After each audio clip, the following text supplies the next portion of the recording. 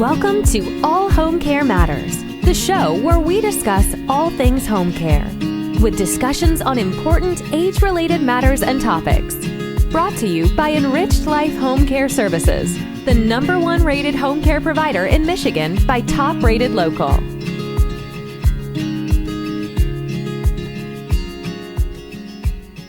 Hello, and welcome back to All Home Care Matters. If this is your first time visiting us here at the show, we want to say thank you for taking time out to be with us today. We appreciate how valuable everyone's time is, and that's why we try and make each episode here at All Home Care Matters something that hopefully matters to you. Today, I have the distinct honor and privilege of welcoming dementia expert and champion from Australia, Tim England. Welcome, Tim. Yeah, g'day. Glad to be here. Thank you for the opportunity. Absolutely. Thank you for being here. Tim, I just want to start briefly. In reading your bio, and we've talked previously, I noticed you came into the field of dementia a little bit later in life. Was there something that triggered that or that brought you into it after already having some successful careers previously? Oh, look, it wasn't one particular thing, and that's a bloody good question, actually. But it was a very, very brief background. As you saw from my bio, most of my background had been corporate for most of my life, quite successful in that area. 2006, my older brother was diagnosed with brain cancer. And so I became a carer for him as well as other members of the family as he went through his particular episode. And we had to move him into a nursing facility because of he was only in his 50s, but that's where he had to go for support. And that's when I discovered what the aged care sector was like. And I just thought, it can't be like this. I was like stunned, as in what happens behind the scenes. And it's like, I've got to do something about this. I didn't at the time, but it's like it planted a seed. And then when that wonderful GFC happened in about 12 months, 18 months later, the whole corporate world kind of dissolved. I took a redundancy, which was fine. I was quite happy with that. And it was like, what am I going to do? What really do I really want to move into? And my wife just one day suggested to move into the care sector. And I thought about it. I thought, why not? I'll give it a go. I'm open-minded. And it just clicked. I joined it with no experience whatsoever, and it just worked. For some reason, it was like a hand going into a glove. I could communicate with the people, especially those with dementia, and that just started a whole new path for me, a whole new direction that I'd never, ever thought of before. And I just grasp it now with a passion, and that's my place in the world. This is what I'm here to do, to make a difference. And making a difference you have. I had read in an article that you had published in the Australian Dementia Care Journal that in 2017 you launched and hosted a series of public dementia educational series, something very similar to what our company does as well. But you did it because you noticed there was a very big need for it. Tell me there was nothing happening. There was nothing happening, nothing out there. I know what your question is going to be. Why? Where was the gap? And it was just simply that there was nothing out there. Seriously, there was no education, no public arena education. And I discovered that when I was prior to that, I decided to do my my degree to get my bachelor's in dementia care because it was available. So, and going through that, I discovered that the sheer lack of knowledge across the board, not just in the general public, but also within the care sector, and unfortunately within the medical fraternity as well. The level of knowledge is shallow, and it's also, there's a lot of misinformation, there's a lot of misunderstanding, and we can understand the reasons why. The literature is very clear on why there is the gap.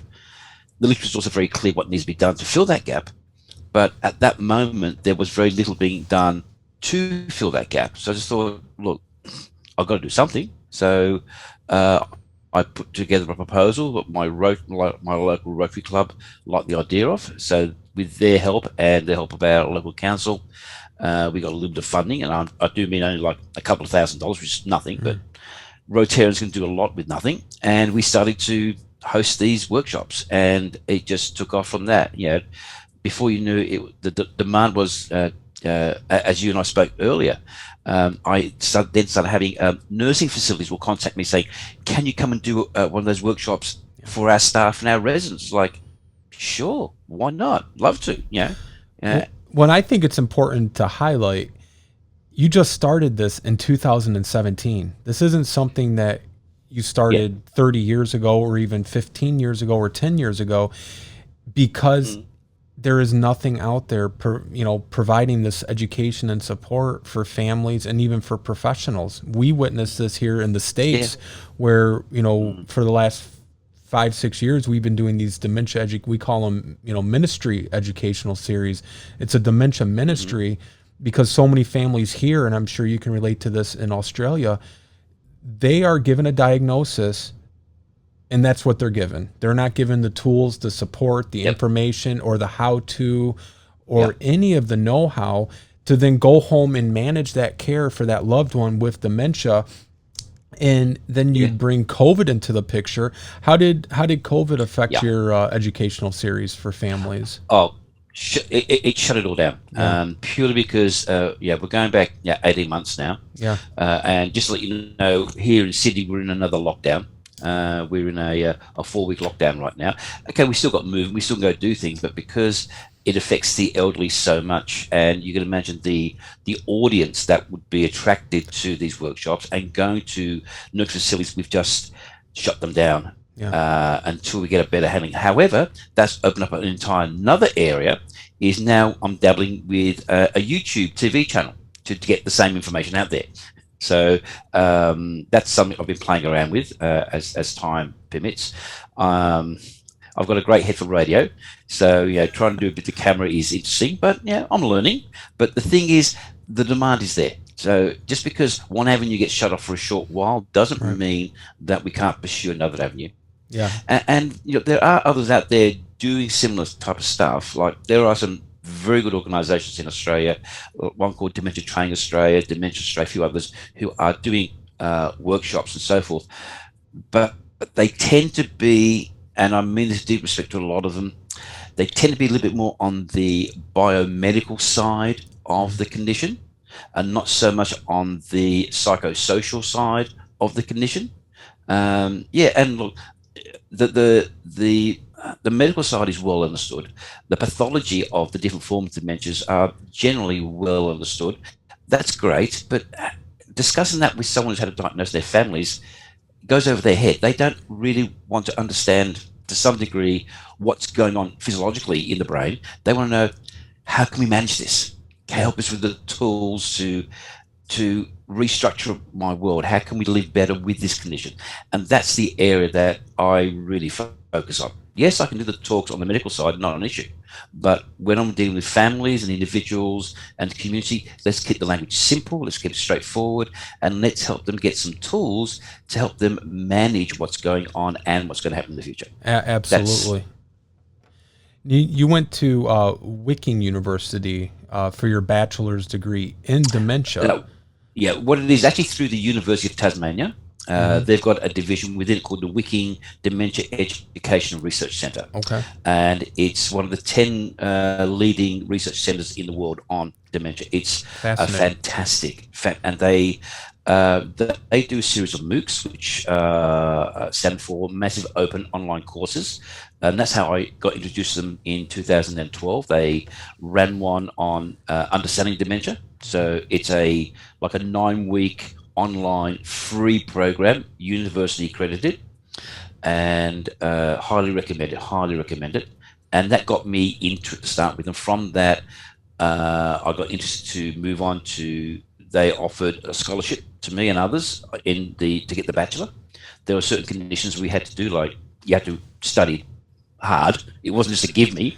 Sure. So me being me, I knew no different. I decided to study full-time and work full-time because I didn't know I couldn't do that. And 3 years later, I graduated with a Bachelor of Dementia Care. And I'm currently one of probably less than 400 individuals with that degree right now. That's fantastic. Well, and now I'm just finishing off their latest part. They've actually now offered a master's in dementia. Yeah, you said you were working on that currently, correct?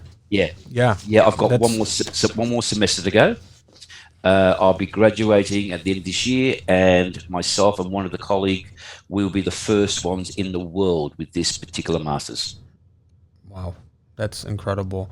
Well, I know I was reading the one article, and I think one of the things that you really bring to the dementia education, which I think is severely needed, and that's being able to relate it to people who do not have any background in healthcare. They have no background or understanding of what or how dementia works, but then all of a sudden they find themselves with a loved one that has dementia, and you're able to take that and almost, I don't want to say make them an expert, but you're able to equip them to then help manage the care for their loved one. And I think that's the most crucial part of it, because a lot of these families, whether it's an elderly couple who's been married for 60 years, that wife or that husband, they don't want to see their spouse go off to a care home or a nursing home. They want to keep them at home. But how do they do that if they don't know how to take care of them? Yeah. And then that's where you come in. Exactly. And I'm going to brag on you for a minute because I know you probably wouldn't do it. But the title of the other article from the Australia Journal of Dementia Care that you published and authored was A Tale from a Dementia Champion. And I think that really speaks to what you're doing. Not that you, Tim England, is necessarily the champion. What you're doing is you're championing the cause, right? You're the champion of the cause to try to bring better awareness, not just in Australia, but worldwide to this issue of dementia, which is so severely needed. I know when we spoke previously, just having a conversation, you said it's a lot like, cancer was back in the 80s, 90s. Doctors didn't want to say the C word because that was scary, that was terrifying. And doctors, one thing about doctors, they're there to preserve and save and cure. Yeah. And if you give that diagnosis of cancer back then, and even to an extent to this day, that usually means they have not succeeded in what their job is. So now you have this epidemic of, memory and cognitive issues, dementia, brain injuries, and it's hard for them to say that to a family, and because they don't have the ability to give them a pill to cure it. But these families don't always necessarily just need a pill. They need tools. They need to be able to equip themselves to know what to do if they get home and their loved one's starting to wander, or if their loved one keeps asking the same question repeatedly. Here's where you come in and you fill that void and that gap to help equip them, but in a way that they understand, which I think is key. They don't become overwhelmed because you're able to, I don't want to say simplify it, but in a way you're simplifying the complex so that they can understand it from where they're coming from, because not everybody is a healthcare professional or well-versed in medical terminology, but we all understand how to care for another person, whether it's a child, a spouse, or a loved one. So that's where you come in. How do you view the dementia education and care in the United States versus in Australia? What would you say are the similarities or the differences? Okay. I say that the similarities are in both countries. It's very fragmented. Okay, from my observations and my experiences, is you've got a lot of well-meaning people in silos. Okay, and that's what I've discovered in the whole medical healthcare sector. You got all these silos of experts, or so-called experts, or their skill sets, and they don't always talk well between these silos. I think that's a legacy from the traditional medical model of care and treatment, of hospitals and so forth, that you got a department or a ward, that they think in those kind of boxes. And dementia is very, very liquid. It's all very organic. It's there's when you meet one person with dementia, you've met one person with dementia. Absolutely. Yes. And that's one of the most telling comments people can have when they start to understand that. It's like, so yes, there are some general things in education that work across all fields, but it doesn't at the same time, if that makes any kind of sense. So what I see the similarities when I say I see it's fragmented is there's no single governing body or place to go to get all the information in one location. I imagine that it's similar to you guys to us, where yes, we've got a national body called Dementia Australia, but they only became a national body about 5-6 years ago. Before that, each state had their own state body. So, yeah, you weren't always getting the same information. And even today, you've still got someone like Dementia Australia, but they've also got Alzheimer's Western Australia. So they're similar, but they're different. And I imagine it's similar like in the States. You've got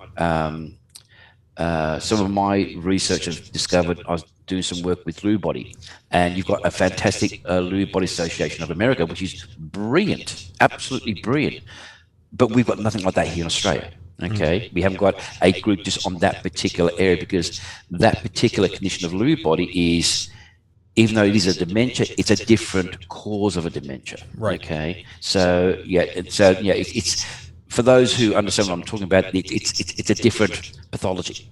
Okay. So it will have different type of manifestations and different behaviours and different diagnostic tools and so forth. So getting that kind of education out into the field is difficult, because there's so many different causes of. So that in itself makes it a problem to get the education out there, because it's confusing. You know, it's a lot of people. And one of the main questions that comes in my talks is probably about 3 or 4 minutes into it, I'll let everybody know the 3 key things. Dementia is not a disease. Dementia is not a normal part of aging, and unfortunately, at this point in time, there is no cure for the dementia condition. And people go, "How do you mean?" Then we start talking about there's over 100 different causes of a dementia condition. So once they start to understand that, on the flip side, we talk about what's the positive things. People can live well with dementia. There are dietary things and exercise, other things we can help to take off some of the sharp edges of the condition. So that's another reason why probably the education is difficult, because there's so much information out there, or there's so much information to gather. You know, you just can't do it and you've probably experienced it yourself. You can't do a 1-hour education session dementia and be up to speed with it. Right. And I get that. I get that a lot from some care facilities. Say, "Oh, Tim, can you come in and do a workshop for our staff? And can you do it in 20 minutes?" Like, no, that won't happen, because it will cause more questions than I'm going to give them answers. Okay. Exactly. This is I've been studying this now for the last 10 years, and I'm still scratching the surface, I believe, because there's just so much you can go into. So that in itself makes the education difficult. I think one of the better models of looking for education is what they're doing in Scotland and in the UK in general. You know, in Scotland, and also in Japan, what they have done in the last probably 10 years on that education level leaves other Western countries in their wake. They really do. If you really want to look at some work, the Japanese now introduced what they call the New Orange Plan. And if you Google that and have a look, that's amazing, where they're actually, we started about 10, 15 years ago, they actually culturally changed the name of dementia, because it used to have the connotations of being negative and being, it was a stigmatized phrase. They've changed it, and they started now to educate school children in what dementia is. So as they grow up over the next 15 years, they are going to be their own dementia champions out in the field.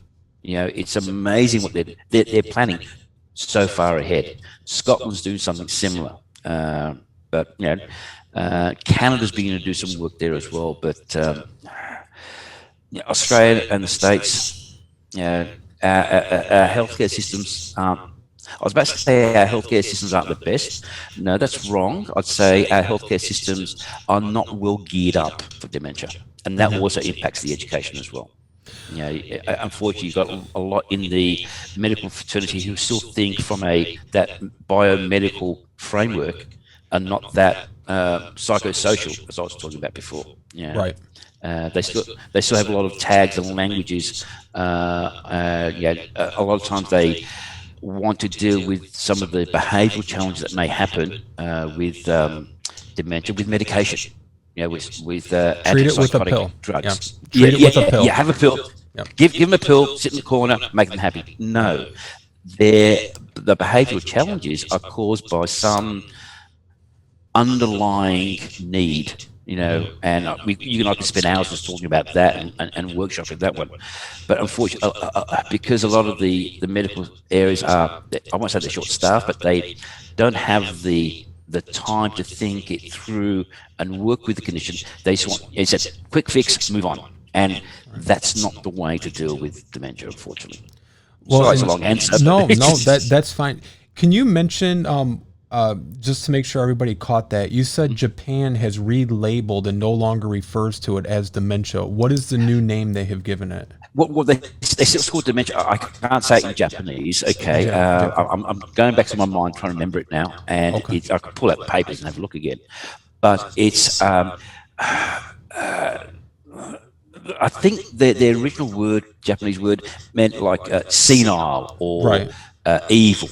It had a very negative. It was the way it was translated in the language. Yeah. So now they've kind of repackaged it. Yeah. About 15, 20 years ago, and now it still is dementia, but it has a more softer meaning to it. So they've gone through a big education.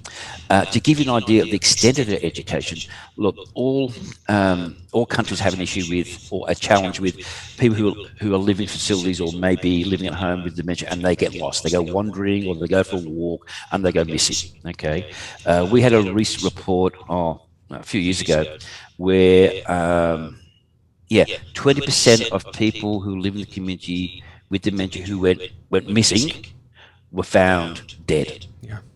Okay, and another 20% they found and they were injured. Okay, now in Japan, 2% of people who have gone missing in the community, when they are found injured or dead, because what they've done is part of their education program out in the public. A lot of their public now become that extra pair of eyes. If they hear that someone is missing, or they notice someone is having, I don't like to use the word wandering, but I will, wandering, and they seem not altogether there, they now know how to engage with them. They actually know how to work with them and help them. And now I'm going to give you an example. I don't know if I set this on to you, but this is a true story. It happened in 2017, in January. We had a major shopping centre in Sydney. Sydney's a big city, a little bit bigger. Your major city is Detroit, isn't it? That would be in our state. Yeah. Okay, Detroit. So your state, your Detroit's about 900,000 people. Sydney's about 6 million. So it's a big city. And in the middle of the city, there was a large shopping centre in a place called Bondi Junction. And a gentleman called Bernard Gore, in his 70s, 71, had a level of dementia, still living in the community. He was visiting from another state. He was going to this very large shopping centre to go visit his wife and his daughter. And he went into the shopping centre, a multi-level shopping centre. And he got lost and confused, and in the shopping centre itself. And there's CCTV footage of him walking around distressed. He went to a number of stores. He actually engaged with a number of people and shop owners. No one really knew how to operate with him, shall we say. And he went missing for 3 weeks. They found his body in the shopping centre, in a stairwell behind a door that wasn't even locked.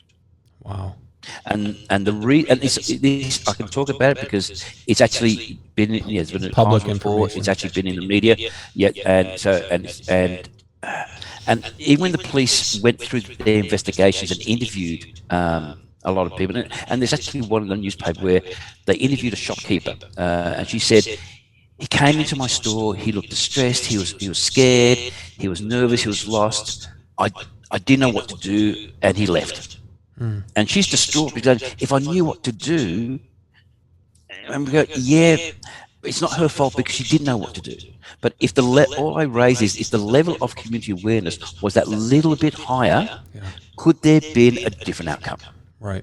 and that's That's all simply you ask what for. we look at, and that's what they've been doing, and that's what they're doing in Japan. They actually raising the level of awareness at the community level. So if someone does seem to be distressed or looking a bit not quite themselves, they now have the confidence to go and engage with them to help. Because it's like what I spoke to you before, I think. In our DNA, we know what to do if we see a lost or distressed child. If you saw a child in the street who's 10, 11 years of age, and we have it, we can pick up that they are distressed, they're lost, they're scared, or whatever. Within ourselves, we know what to do. Yeah. Our role is to protect them, is to engage, is to do what we can to make them feel safe until we can get. And what we change our language. We probably will crouch down, get them eye contact. We'll try to engage with them on a level they can understand. We just do it naturally. And if you have kids, your own children, you have a better idea how to do that. Sure. Why don't we do that with our elderly if we see them in the community showing the same level of distress or vagueness or whatever it may be? We just, for some reason, we don't. And that's what we need to change. Yeah. It's just that, yeah. And a lot of people I've met, they go, I haven't engaged with people who may have dementia because I don't know what to do. I don't know if we're doing the right thing or the wrong thing. Well, by doing something is the right thing. Yeah. Doing nothing is the wrong thing, if Right. that makes any kind of weird sense. And that's one of the things I help with families and communities.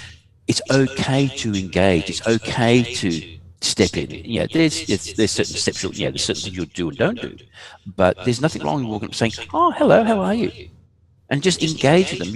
You'll pick up very quickly if they will need assistance or not. But just going, "Oh, I don't want to get involved because I don't know what to do," is not the best approach. It really isn't. Right. Absolutely. I know when we have we facilitate several caregiver support groups for families, and you're probably familiar with caregiver support groups. These are family members caring for loved ones, and it could be for any number of reasons, not just for dementia, but a lot of it is for dementia. And we have these cards with the forget-me-not flower on it, and it says, please forgive me, I have dementia. And we recommend families, when you go out to a store or you go out to a restaurant, especially if you have something like a frontal temporal dementia where you kind of lose your filter, slip it to the waitress before you sit down or when she comes to ask if you want something to drink. So if your spouse or your parent or your loved one says something very, very offensive, instead of creating a problem, you might be averting the problem. Yeah. And we recommend, even when you go out in public, and your loved one maybe is a few feet behind you as you're going down an aisle, and they see somebody and they start coming up to them and try to hug them, or things like that. It helps when the public is already aware of the situation so that they can maybe properly respond in the appropriate manner, rather than maybe reacting in a negative manner and causing a conflict or more distress. And it just helps the family, just to give them peace of mind, because it's challenging if you have a loved one and you're taking them shopping or to the store or to a restaurant and they have dementia and they may have a situation or, whatever it may be. Letting the other people know who are already there can make it easier for you as that family member, so they're going to know how to respond or act accordingly. We had a lady once who was in our caregiver support group, and her mother had frontal temporal dementia. They went to a restaurant and the waitress came up, and the waitress said, "Would you like something to drink?" And her mom, it was her mother who had dementia, said something about the waitress's looks and her weight. I mean, just like a sailor. And her mom was a very godly, good Christian woman, and this wasn't the mother. But the thing that the daughter had learned by coming to the support group and reading some different books and watching things, what she had done before the waitress came to the table, though, she excused herself and she went over, gave the card to the waitress, explained the situation. So the waitress, instead of giving it back to the mother or responding in a very bad way, she just ignored it, did not take it personal, and understood look, this lady has dementia. This isn't intentional. And, it helped the family, though, then to be able to have a dinner without feeling more uncomfortable or more awkward that the mom might say something else. And I just think that's good because, like you said, if there's more, and that's just one family. Yeah. Now imagine, multiplying it by a whole country or a city like Sydney or, a state like Michigan. You have all kinds of families that are dealing with these situations and they don't have the tools. They may not go to a support group. They may not know or even think to tip somebody off. And, it's for their support too, not just their family members. So I agree with you wholeheartedly that, if society as a whole understood it better, situations could maybe be changed and made a little more easier on the families, but also for the loved one with dementia. That's why I love these dementia communities they talk about, these little cities that they create, just to give them a sense of dignity, but also independence. And and I like what you were saying about Japan. The word dementia, in the root of it, is the word demented.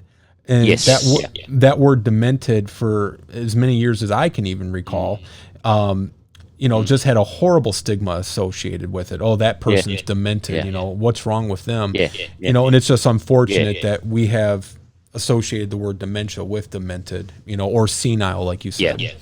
Growing up, senility, that's the one we always senility. You and I, when you and I were growing up, there's something wrong with that person, and it was they had that kind of tag put them on. It's so sad. It's changing. It is changing, but it takes a while to change the direction of the ship, if you know what I mean. It takes a lot of effort, and it takes a lot of effort from a lot of people pushing in the same direction. And sometimes there are, I'd imagine similar in the States, you've got self-interest groups who are very protective of their little patch. And even though I've been running these public workshops, there have been times when I've had other groups come to me and go, you're okay. I even had one small group saying, we're going to shut you down what you're doing because the information you're putting out there is going to scare people. It's like, well, actually, when I was doing some presentations, I actually was doing some group ones with some leading research professors in dementia as well, and they were backing us up with everything we're doing. The problem seemed to be is that, and I've even done it myself. One time I handed my card out to someone, they're going, "Oh, aren't you ashamed that you call yourself a dementia champion?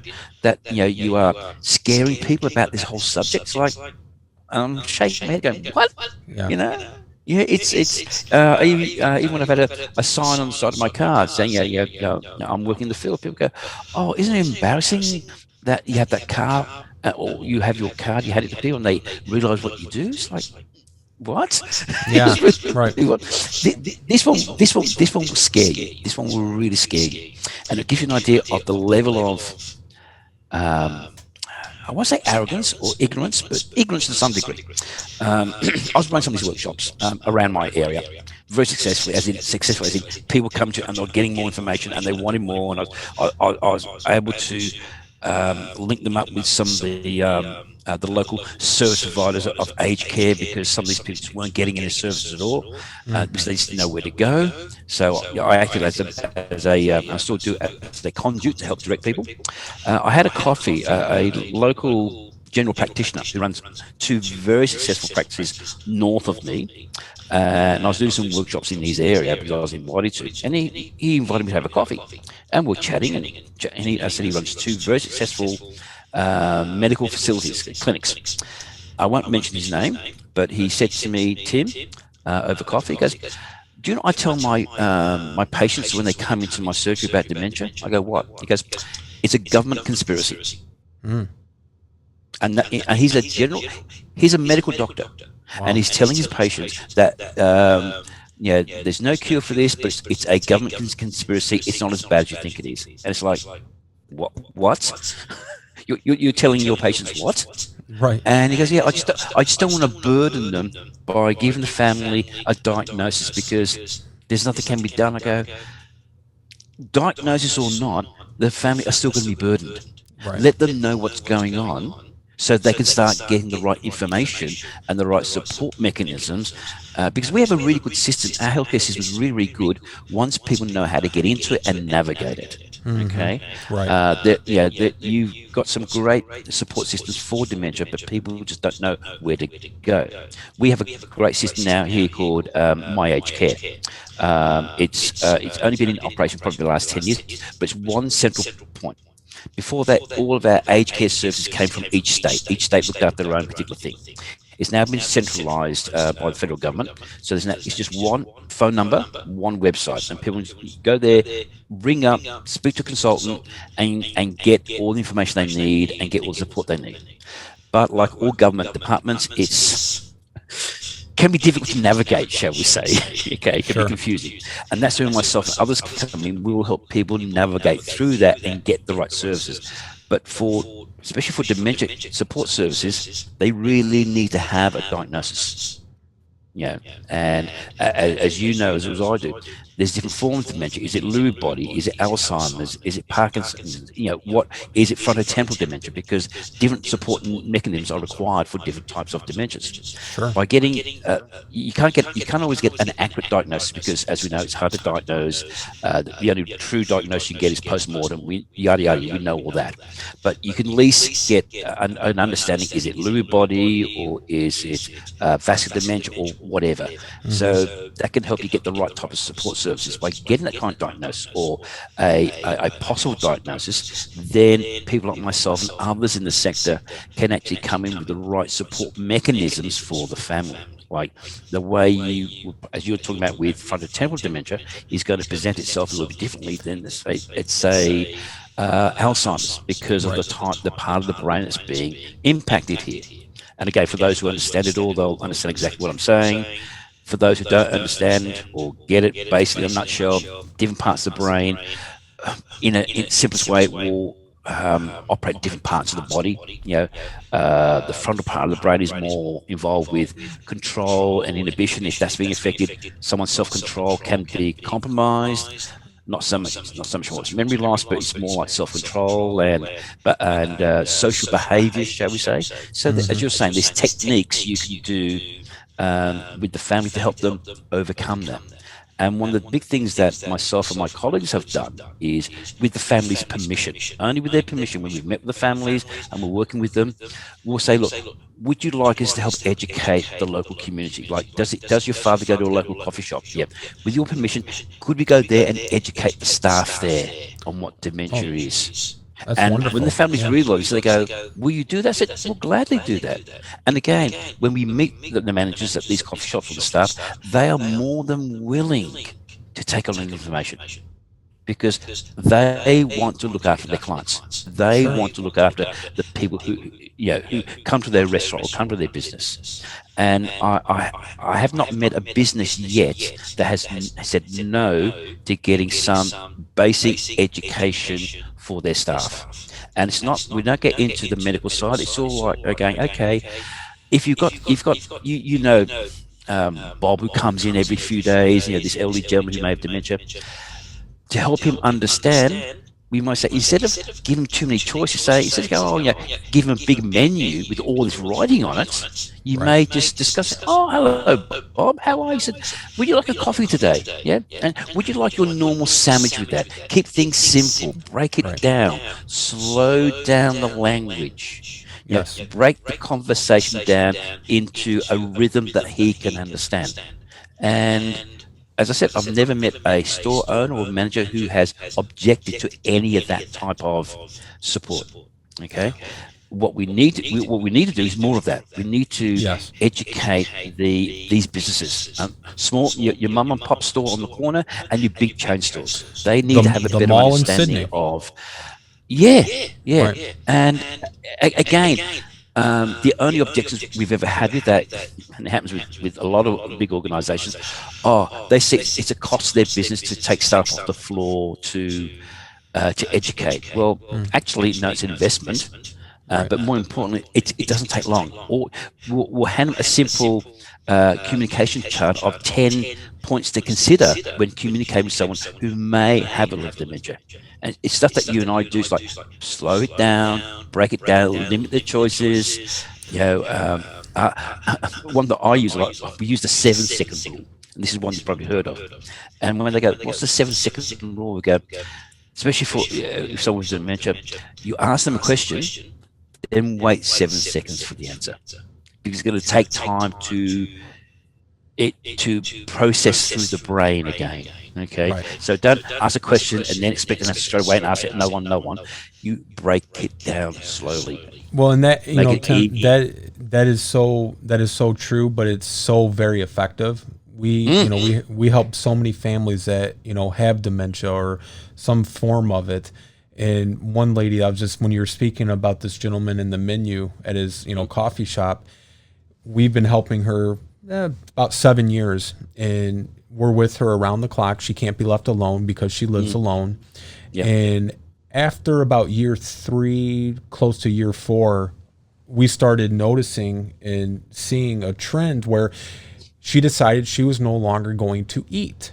Now, this was obviously concerning for a number of reasons, but we started doing a little more digging, and we discovered that around this time when she began opening up her refrigerator, now we're in there 12 hours a day, twice a day. So we have a morning shift from 8 a to 8 p, and then a midnight shift, 8 p to 8 a. Well, that's full on. That's heavy. That's full. Yes. So the staff working days, they're bringing their lunch and dinner, and they're putting it in her refrigerator.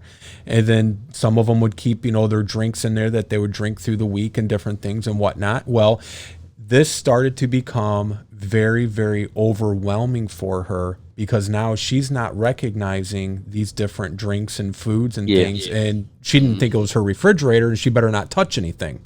Yeah. So to solve that, the family had purchased a smaller refrigerator and kept it in the basement. So now the staff would take all of their drinks and foods and they would just use that. A few days later, all of a sudden, she's back to opening up the refrigerator, pulling out her food and her drink. But it's just something so simple as that made a world of difference from somebody who decided she wasn't going to eat or drink for about 2 days. And just that small change made that big of a difference. But how many other families could be positively impacted by just these small, simple changes? Yep, that is so true. It's something that, again, we encounter on a regular basis. One of the classic ones, or ones that come up from time to time, it's toiletry. Okay.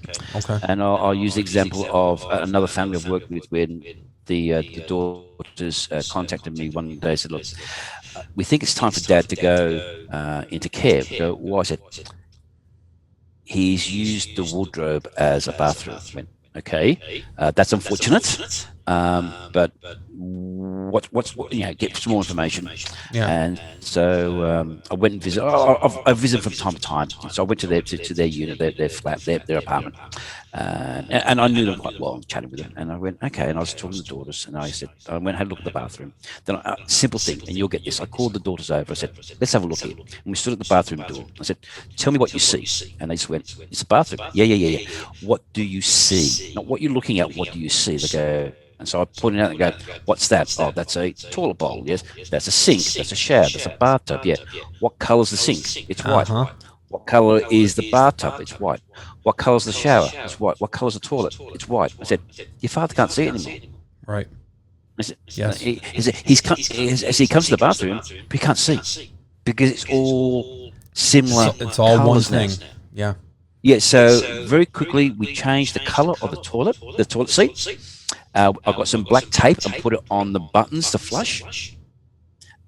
Problem. And now we also got we changed all the towels, put some towels in there that were really one big bright color, like bright blue or bright red, so he could. So he's now had a reference point. Problem fixed. Yes. Problem fixed. But because they were so overwhelmed with everything and that sudden change and the impact it was having, and him using a wardrobe as a bathroom is a huge impact. They were just it's time. It's time, and it's like, hang on, let's just think See this if you can down. fix it. Let's Yeah. let's work it out. The other one that you've probably come across a lot is delirium. Is another big thing. And again, when we educate people with delirium, they're going, "What's delirium?" And once we educate them and help them understand it, because so many people, the whole idea is to keep people in the community for as long as possible. And delirium is a common thing that happens with dementia, especially with especially due to, let's say, our plumbing, shall we say, especially for older people and hygiene and so forth, so that they can get a urinary tract Big infection one. or some Yeah. other kind of infection that could cause a delirium, or polypharmacy from all the medications and everything else, change of diet, all these kind of things. So it's something we help to the families to look out for. So if there's a sudden change or acute change in their cognition, it may not necessarily be the dementia pathology, it could be a delirium which can be treated. And so many people have gone into institutionalized care early on because of a delirium. Yeah. Okay, and when the classic ones happened, again, working with the husband and wife, and one day he contacted me and said, "Look, I think it's time. My wife, this is not her right name, Daisy, she's deteriorated. Why? Blah, blah, blah, blah." I said, "It could be delirium, she could have an infection. Go check with your doctor." "I've checked with the GP, he said it can't be." I said, "Check with another GP." And he did, and bingo, she had a UTI. Okay, so one thing we try to help with the family is to empower them to push harder. So if they get some information from the medical side or from somebody say, "Oh, there's nothing can be done," push harder, because, and this is the part that gets me really rolled up, is I get really passionate about this. A lot of people with dementia don't have a voice, or their voice isn't heard.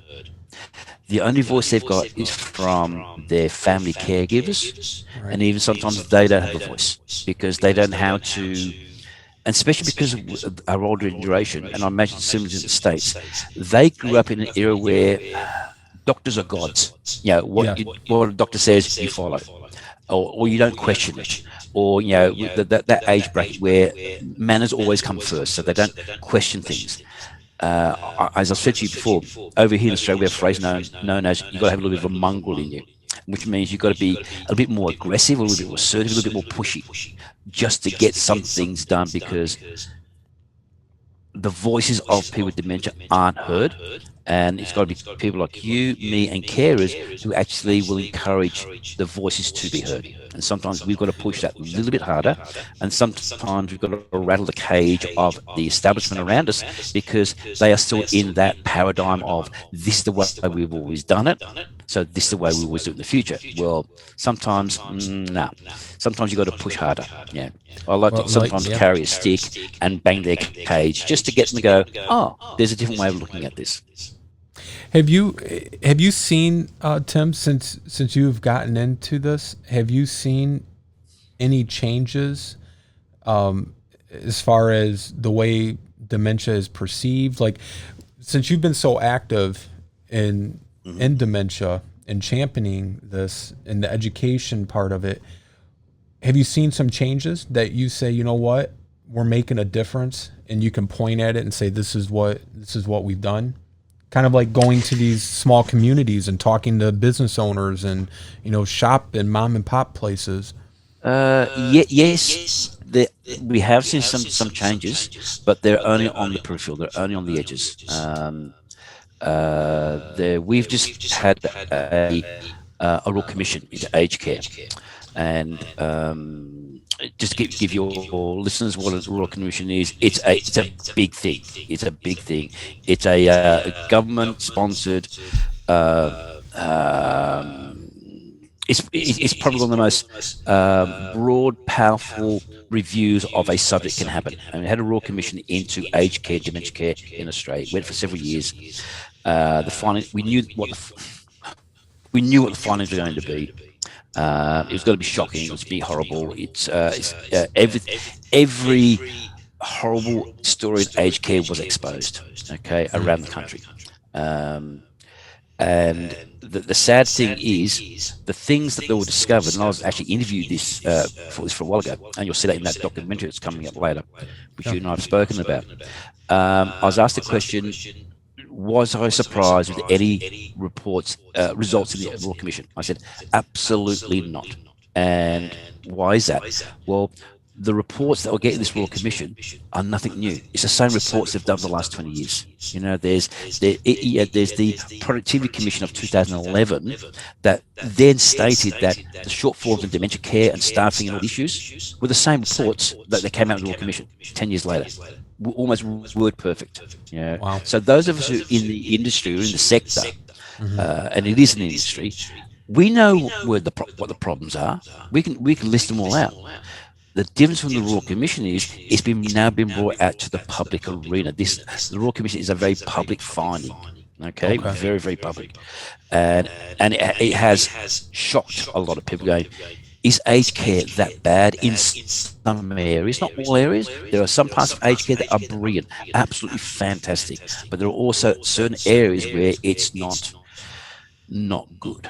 Okay, and so this Royal Commission has brought the media now to look at it, and now some of the recommendations are not so much more funding needs to be put into it. The funding's got to be better directed. Okay, the funding for education has to be better directed. Okay, and that's where the big issue has been. I did what we call our Cert 3 in aged care, community care, back in 2012. It's a year-long program to get certified.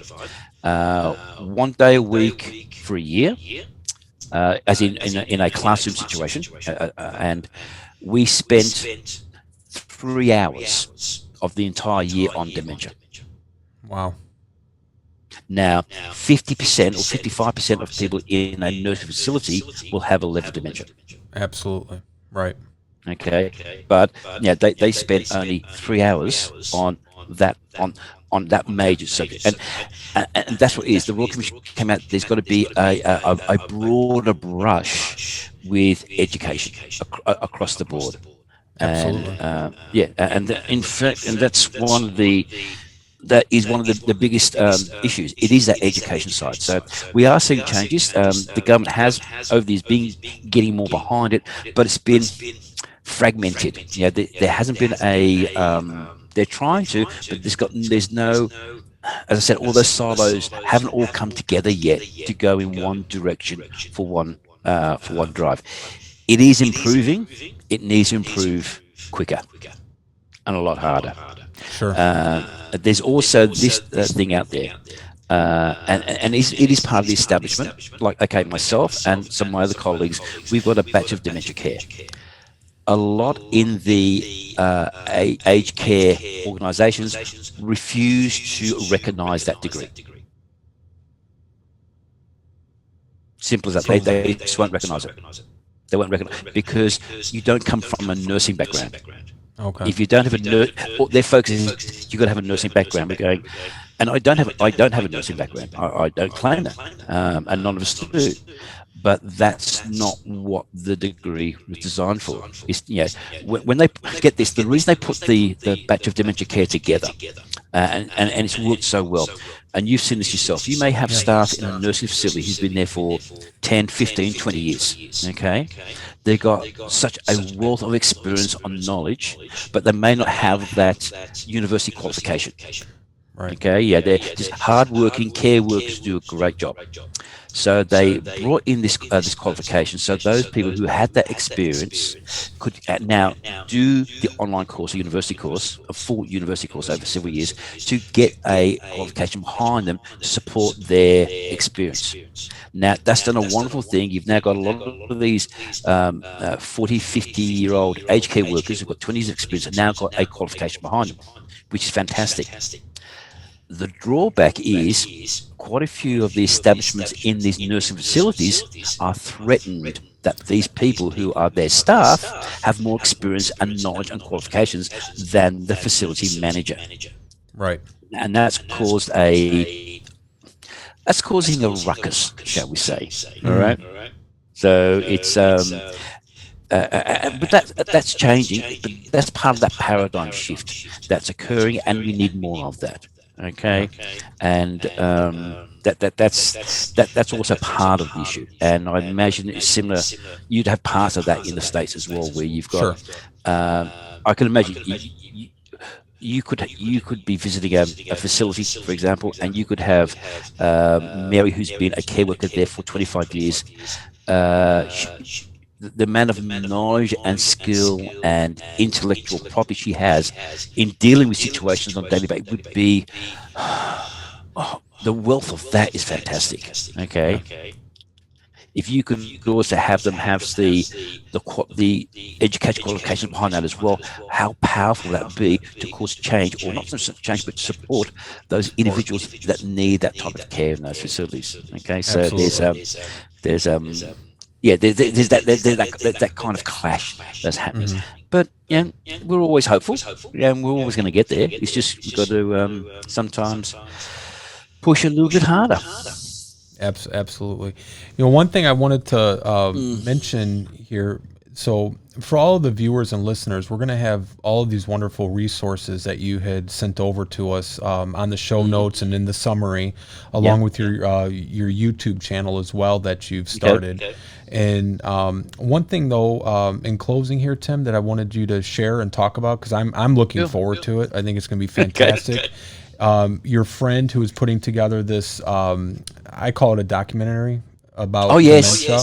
Why don't you share a little bit about that for everyone? Because I think this is going to be a powerful show. It is. Yes. Okay. Thank you. It's called Tickety Boo. Okay. And I know you've seen it and the trailer. She's a lady. Her name is Renee Brack. She's a documentary maker, writer, journalist, so forth. And she went through the journey some years ago with her father passing away with dementia. I think it's 2011. And she contacted me out of the blue some years ago, just on LinkedIn. She sent me a message and whatever, and we met. And she knew my background, and she said, "I'm putting this documentary together over her journey that she's going through with dealing from a family's perspective about what's happened." And I know you saw the trailer. It's actually quite powerful, isn't it? It's amazing. And it is. And she's looking from the point of view as she feels that she lost contact with her father because she didn't know anything about dementia when he got diagnosed and everything was going on, which is so common in so many families. And she's going back through, reflecting, what could I have done differently? How did this change? So it's a real self-exploratory, but she's also gone out there for, I need to speak to experts to find out. And she's been speaking to a lot of people. She classes me an expert, and I'm humbled by that. And she's also going through the journey of getting a diagnosis, not getting diagnosed, going through all the medical checks to find out if she is predisposed to having the condition, and that will be revealed as well. But the way that she has put it together is it's hard to describe. It's just going to be it's actually going to be a wake-up call for a lot of people. It's going to be almost a bit like a slap in the face for people to go, this is happening. And at one stage she even asked me when she was interviewing me for the programs, going, in my experience, what she was going through, how typical is that? And I said, it's very typical. The feeling of guilt, the feeling of anger, the feeling of confusion, the feeling of loss, the feeling of want to run away, the feeling that I just want to get my father and shake him, the feeling that I don't know where to go. I said, all those feelings are typically normal for so many families to go through. And she was shocked that she thought she was unique, that it's just happening. I said, no, that happens all the time. And that's the big learning from it. And it's going to be, I think, almost a big documentary. I think it's going to go for almost an hour and a half. They're actually in post-production right now. COVID's caused a little bit of an issue, as it has for everybody. But that will be made available. They're looking at towards the end of this year. And I actually feel very honoured to be, and humbled, to be asked to be part of it. And I've shown the trailer to a few of my colleagues. One of my colleagues, she's actually she's just lost her father to dementia, and her mother's got dementia, so she's gone through a lot, and she's just gone. That documentary was available years ago because it's going to help families understand what's going on, but more importantly, what they can do with it, and that's going to be the big takeaway. That people who are living with this and their families, you're not islands. You're not by yourself, but you feel like you are. You feel like you're by yourself. Yeah. Yeah, and what this one of many things that this documentary will aim to do is to realize, for people to realize, you're not an island. You're not by yourself. There are people there who want to help you. What you need to do is put your hand down to accept help, because a lot of people, they either don't know where to go to get help, or more reluctantly, and this is part of the Australian culture, and I imagine it's similar to the States with our older generation, they're very stoic. Okay, they grew up, especially the older male. Their job in life was to raise a family, have a family. Okay, be the breadwinner. That was their job. Look after their wife.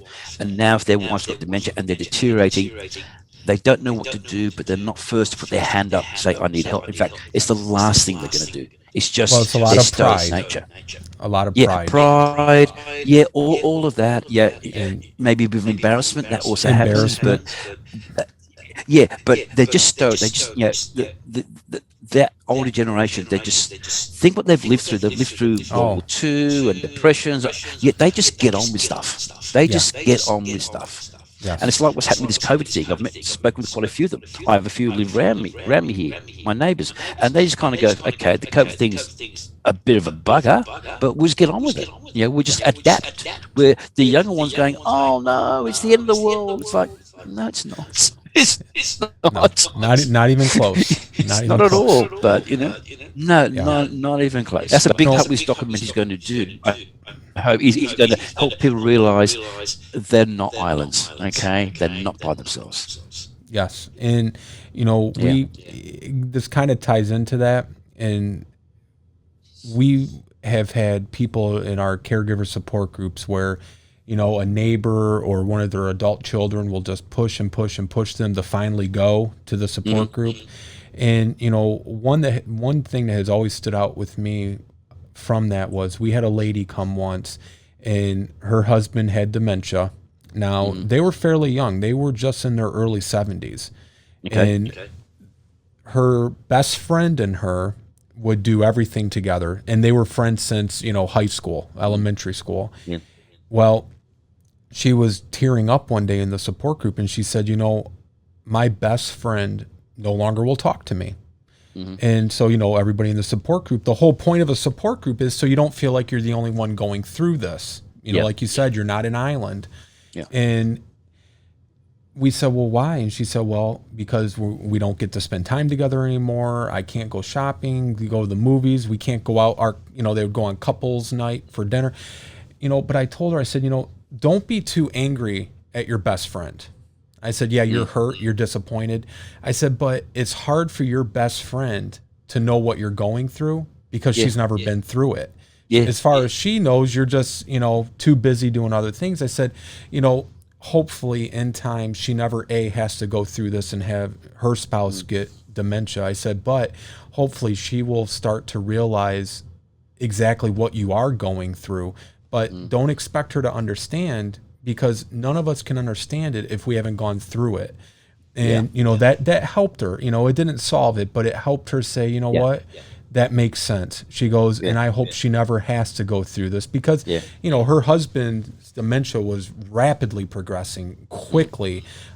She was only in the support group for about 6 months, and he passed, from 7 months getting a diagnosis to he passed. I mean, it was very rapid. And I loved what you said. I was going to mention that earlier. We always tell families, when you've seen one person with dementia, you've only seen one person, because everybody is affected differently. There is no roadmap for this, for this. But one thing there is a roadmap for is being able to raise awareness, get better education, and help equip these families and these communities to have a better appreciation and a clearer understanding for what these families, but also the person with the dementia, is going through. Some of them are still aware of what's going on. Oh, totally. And we try to tell people they're not they're not dead. No. They still are who they are. They still have their dignity, and still give them their dignity. Yeah. A lot of them, you just want to discard them like they're already gone. No, they're not gone. No, not at all. They just need more help and support, but they need you to treat them with the dignity that they deserve. Yeah. Yeah. Totally agree with you there. Everything you're saying is totally correct. It's all about dignity. It's all about self-esteem. Just because a person is got a level of dementia, they're still a human being. They're still a person. They're still the same person. It's just things are compromised. Things are a little bit different. Right. And again, I spend a lot of my time with when I'm with families, helping them understand that we can't fix things for you, but you know what? Together we can take some of the edges off it and make it a bit more bearable. And another phrase I use with them, and it's a bit blunt, but I'll say it.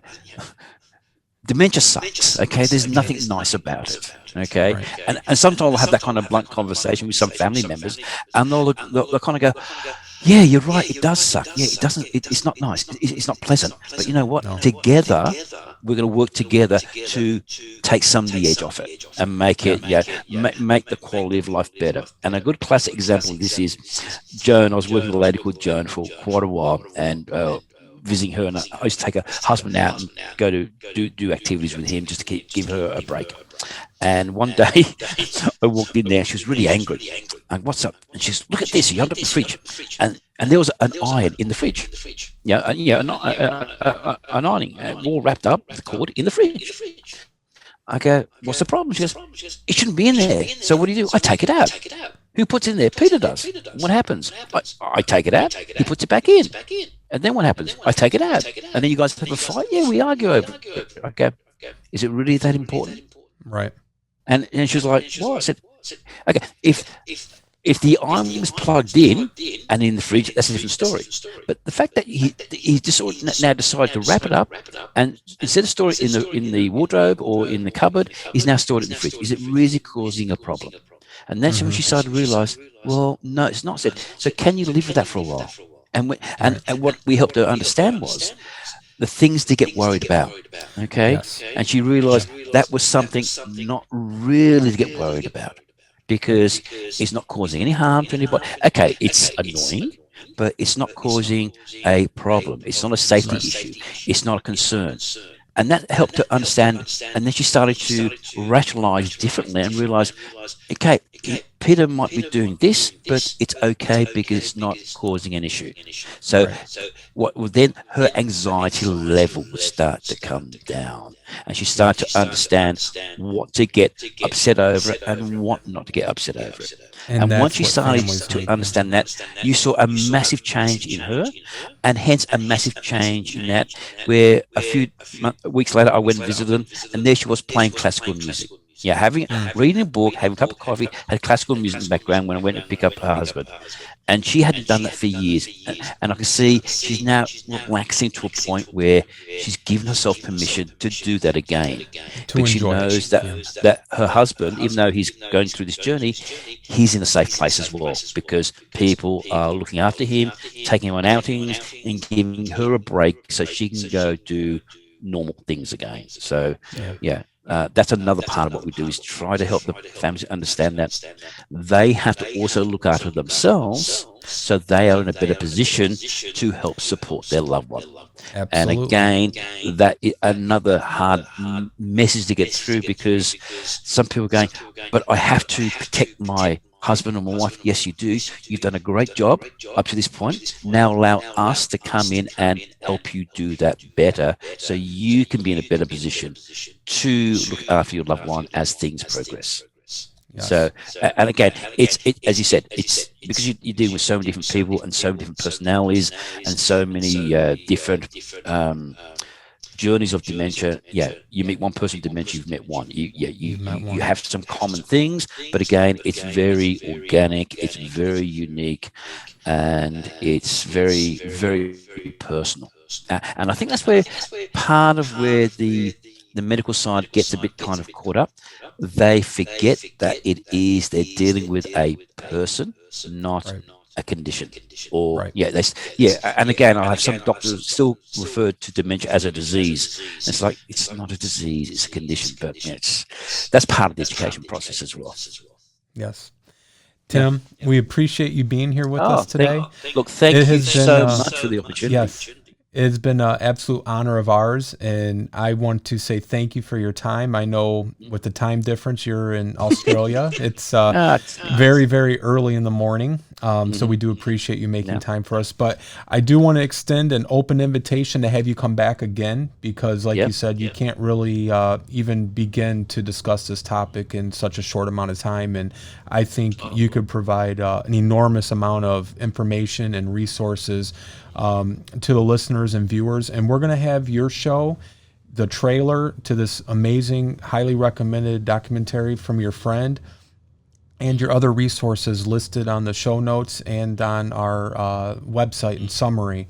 And just want to say again, thank you so much for making time for us. We really appreciate it. Well, Lance, thank you for reaching out. You reached out to me, originally made contact, and we chatted first by email, and then had a Zoom link. And look, anything I can help you with your show, and just getting the level of awareness out there. I'm just going to be a conduit. I don't do any of this for any kind of praise or any kind of financial return. There is no financial return. It's all voluntary, but it's basically what you and I and others are doing is trying to make it a better world for those being impacted in aged care by this. And if we can do a positive change for one person, then we've done our job. That's right. If we do it for 10, better. Do it for 100, happy days. So let's work with one before we get to 100. But I'd like to get to 100 real quick.